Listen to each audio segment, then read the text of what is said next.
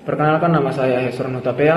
Saya berasal dari kelas 11 IPA 2. Di sini saya akan menjelaskan sedikit dari bagaimana kekalahan Jepang melawan sekutu pada September 1944 sampai rapat PPKI 22 Agustus 1945.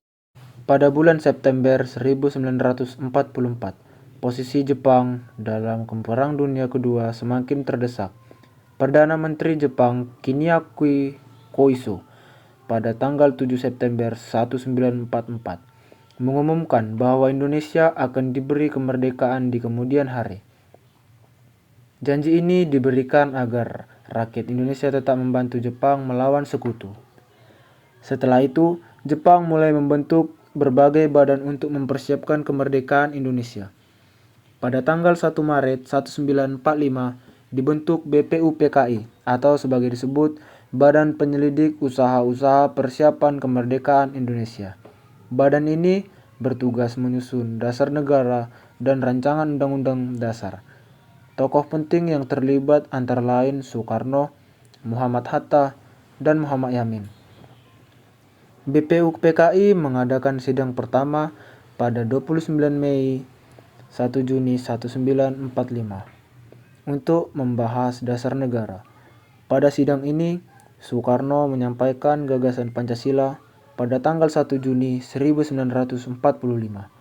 Kemudian dibentuk Panitia 9 yang menghasilkan Piagam Jakarta pada 22 Juni 1945.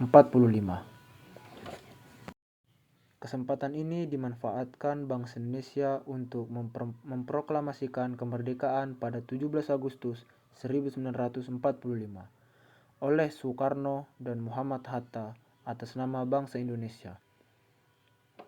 Setelah proklamasi PPKI mengadakan sidang pertama pada 18 Agustus 1945, sidang ini menghasilkan keputusan penting, yaitu yang pertama, mengesahkan Undang-Undang 1945. Yang kedua, memilih Soekarno sebagai presiden. Dan yang ketiga, memilih Muhammad Hatta sebagai wakil presiden.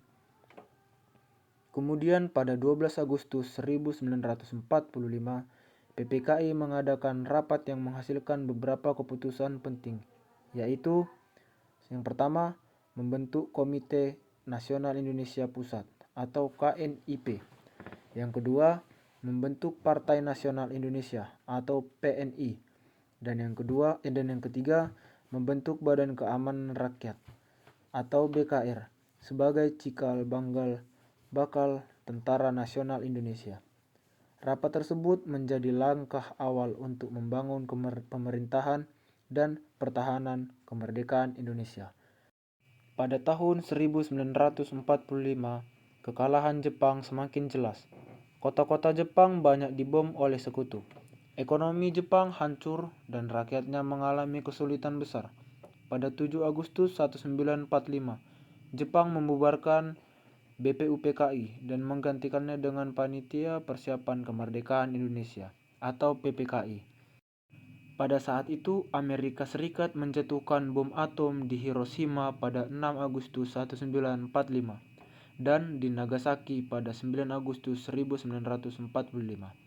Akibat bom atom ini, ratusan ribu orang meninggal dan Jepang mengalami kehancuran besar, terutama pemerintah Jepang kehilangan kemampuan melanjutkan perang.